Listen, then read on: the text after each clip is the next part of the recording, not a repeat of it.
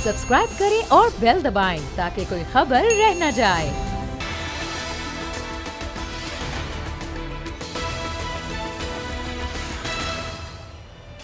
अस्सलाम वालेकुम, मैं हूं फैसल अजीज़ खान।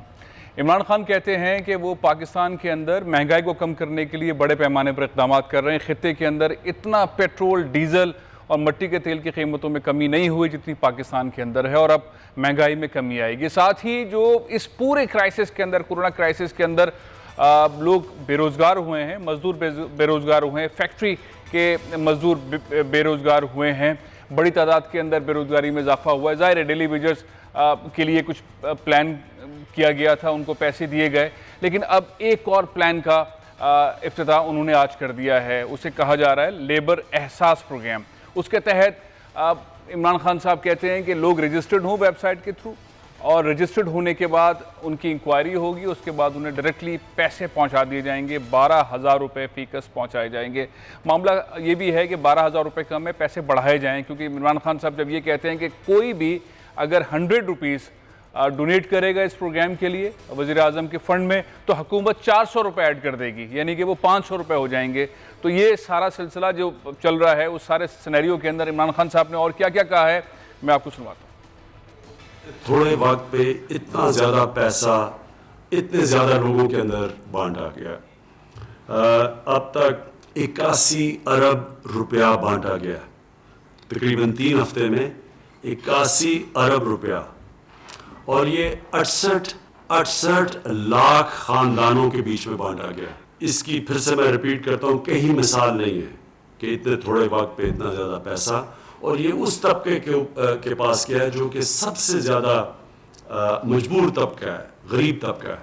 अब ये जो दूसरा फेज़ है, अभी तो एहसास कैश प्रोग्राम चलता रहेगा, लेकिन ये जो अब आज मैं अनाउंस कर रहा हूँ, ये उन लोगों के लिए है जो कि कोई नौकरी कर रहे थे, कोई रेस्टोरेंट में काम कर रहे थे, कहीं मजदूरी कर रहे थे, और वो बेरोजगार हो गए कोरोना वायरस की, ये लॉकडाउन की वजह से। वज़ीर-ए-आज़म पाकिस्तान नए से नए प्रोग्राम्स लेकर आ रहे हैं और आवाम को कोशिश कर रहे हैं वो कनेक्ट रहें, साथ साथ वो तलकीन करते हैं कि हमें एहतियात करने की ज़रूरत है। अपने बारे में भी उन्होंने हवाला दिया कि मेरा टेस्ट हुआ, अगर पॉजिटिव आ गया तो मैं तो ज़ाहिर है कि ज़िंदगी इस तरह की गुजार रहा हूँ, लेकिन अगर नेगेटिव आता तो मैं अपने आप को ज़ाहिर है आइसोलेशन के अंदर ले जाता।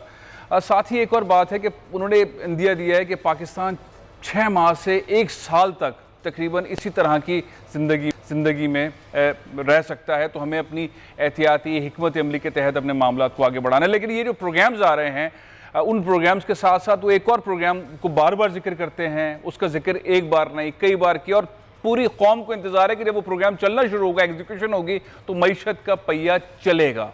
मईशत का पहिया चलेगा। वो प्रोग्राम है कि जब उन्होंने तामीराती सनत का दर्जा दिया, तामीराती शोबे को, और उसके बाद फिर अब इतनी इस्लाहात उसके अंदर कर दी हैं, इतनी रिलैक्सेशन उसके अंदर कर दी हैं कि उसके साथ फिर 70 के करीब इंडस्ट्रीज़ और चलेंगी। पेट्रोल सस्ता, डीज़ल सस्ता, लोगों को पैसे मिल रहे हैं, एहसास कैश प्रोग्राम चल रहा है, अब एहसास लेबर प्रोग्राम शुरू होने वाला है।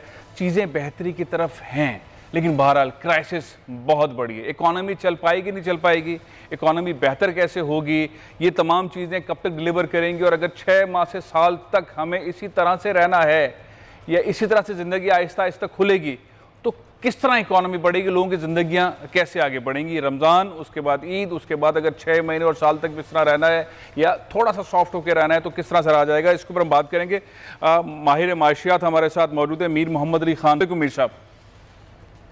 वालेकुम सलाम फैसल, कैसे हैं आप? बिल्कुल ठीक मीर साहब। इमरान खान साहब तो बहुत कोशिश कर रहे हैं, और ये डेटा एक तो हमारी आया कि हम बहुत सारा डेटा जो है वो फेक न्यूज़ की सूरत में सोशल मीडिया पे देख लेते हैं कि पेट्रोल के प्राइजेस में और कमी होनी चाहिए थी, और भी कर सकते थे, लेकिन रीजन के अंदर सबसे ज़्यादा पैसे अगर कहीं कम हुए हैं तो पाकिस्तान में हुए हैं, और भी कम होने चाहिए थे, 30 रुपये तकरीबन और कम होने चाहिए, लेकिन इमरान खान साहब ने फिगर्स दिखा दिए हैं।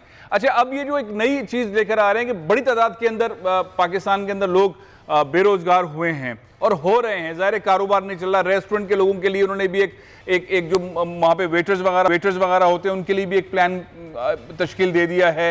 जो आम मजदूर हैं उनके लिए प्लान तश्कील दे दिया है। लोगों ने एनरोल्ड होना है, रजिस्टर्ड होना है, चेक होगा, नादरा से कनेक्टेड और पैसे मिलना शुरू हो जाएंगे। लेकिन क्या इस तमाम चीज़ों से इकोनॉमी चल पाएगी, चीजें बेहतर हो पाएंगी? मीर साहब दरअसल सब में पहले तो आपके पेट्रोल वाली बात पे मैं कमेंट करूं, हम वो कौम बनते जा रहे हैं कि अगर हम मुफ्त में पेट्रोल देना शुरू हो जाए ना तो वो कहेंगे उसके साथ भी 100 रुपए भी कैश दे दें। हम कभी किसी चीज को अप्रिशिएट नहीं करते हैं, शायद ये लैक ऑफ नॉलेज है या हमारा हर एक दूसरे से बोग्स है। Anyway whatever it may be, देखिए इकोनॉमी, मैं कोरोना में आपको एक चीज कहूं, एक अजीब सी चीज हुई है पाकिस्तान के साथ। हमारे साथ बेहतरी हो गई इकोनॉमिकली।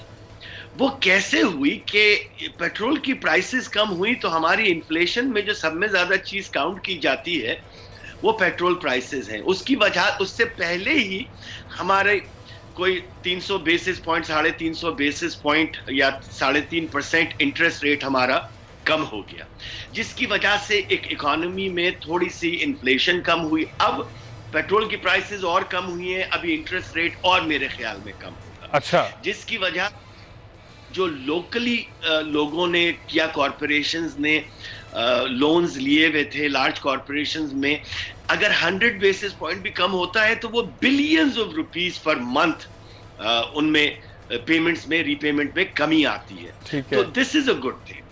सेकेंडली देखें, we are a very poor nation, हम बहुत प्राइडफुल नेशन है, मगर इकोनॉमिकली अगर हमें देखा जाए तो we are nowhere near even a decently economically stable nation. हम एक गरीब मुल्क है। ये इसमें कहने में कोई कबाहत नहीं है, क्योंकि जो हशर हमारी इकोनॉमी पे के साथ सालों से किया गया है, हमें यही हालत हमारी होगी।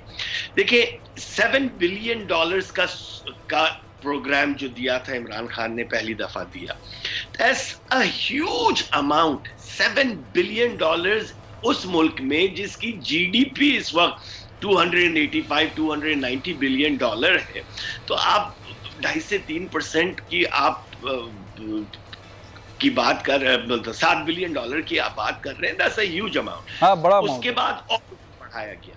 मेरी तो ख्वाहिश थी कि अल्लाह इतना हमें देता कि हम 1-1 लाख रुपए गरीबों को दे देते, मगर इस वक्त अगर ये 12,000 ही ईमानदारी से दिए जाएं तो this will keep the economy stable. 2020 जो है फैसल, मेरे पर्सनल नजरिए में सर्वाइवल का ईयर है। ये कारोबार को बढ़ाने का ईयर नहीं है। और ये पूरी दुनिया की मैं बात कर रहा हूँ, पूरी दुनिया की मैं बात कर रहा हूँ, ये हमारी बात नहीं है। अमेरिका की अनएम्प्लॉयमेंट 30 मिलियन पीपल हो गई है, 30 मिलियन इन 3 मंथ्स। 3.2 मिलियन से 23% उनकी जीडीपी श्रिंक हो गई है।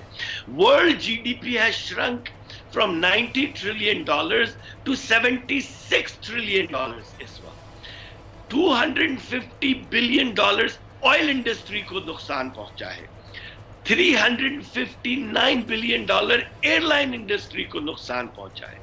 मैं 1 घंटे तक आपको फिगर्स काउंट करवा सकता हूं। मीर साहब, ये जो हम पाकिस्तान में देख रहे हैं, वजीर आज़म पाकिस्तान का विजन, जिस तरह से वो पहले उन्होंने कोशिश की डेली वेजर्स को हैंडल करने की, ताखिर से हैंडलिंग हुई लेकिन बहरहाल हैंडलिंग हो गई, उन तक पैसे पहुंच गए, बड़ी तादाद के अंदर पैसे पहुंच रहे हैं और साइकिल तेजी से आगे चल रहा है।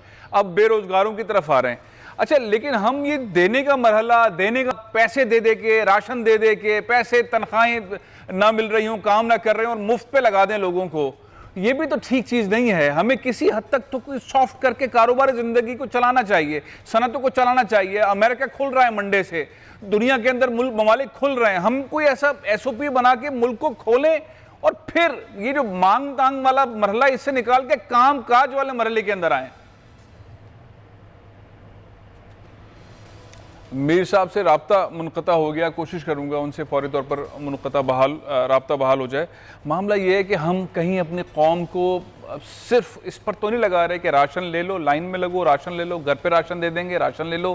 काम काज की साइड से हट गए, डेली वेजर्स, उनको मौका नहीं मिल रहा। वो चाहते हैं काम करना लेकिन उनको मौका नहीं मिल रहा और हुकूमत ऐसी सलाहत नहीं कर रही है। सिंध में ख़ास तौर पर बहुत सख्ती है। दूसरा मामला ये है कि जो बेरोज़गार हुए, बड़ी तादाद के अंदर पाकिस्तान में बेरोज़गार हो गए, हुकूमत एक नया प्लान लेकर आ रही है, एहसास लेबर के नाम से लोग रजिस्टर्ड हो, पैसे लें वहाँ से, अब 12,000 रुपये मिलेंगे, फौरी तौर पर नहीं मिलेंगे, लेकिन उसका एक प्रोसेस है, लेकिन मिल जाएंगे। अब जब वो पैसे मिल जाएंगे तो लोगों का इंतजार है कि हाँ भाई 12,000 रुपये मिल रहे हैं, राशन तो महीने का आ गया है। बाकी मसाइल ये है कि बिजली का बिल फ़ौरन देना नहीं है, बच्चों की फीस देनी नहीं है, थोड़ा सा डिले है, थोड़ी सी इस तरह करके वो जो लोअर मिडिल क्लास है वो अपने आप को चला लेगा। लेकिन क्या हम इस माशरे के अंदर एक नया कल्चर तो पैदा नहीं कर रहे हैं? क्या हमें इंडस्ट्री तो किसी हद तक नहीं खोलनी चाहिए? रोज़गार का तरीक़े का जो बहाली है उसकी तरफ नहीं जाना चाहिए? दुनिया पूरी बहाल हो रही है, खुल रही है।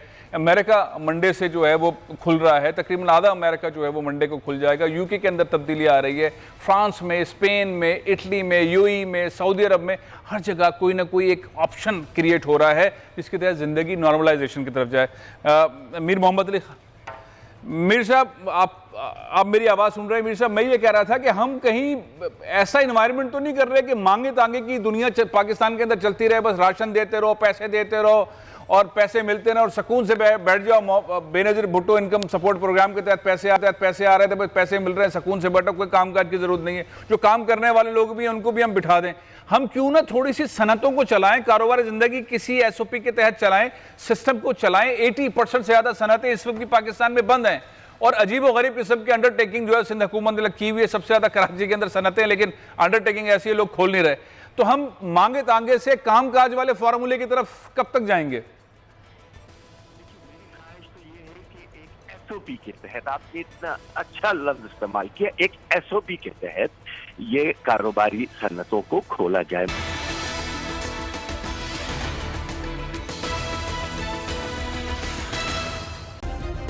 सब्सक्राइब करें और बेल दबाएं ताकि कोई खबर रह न जाए।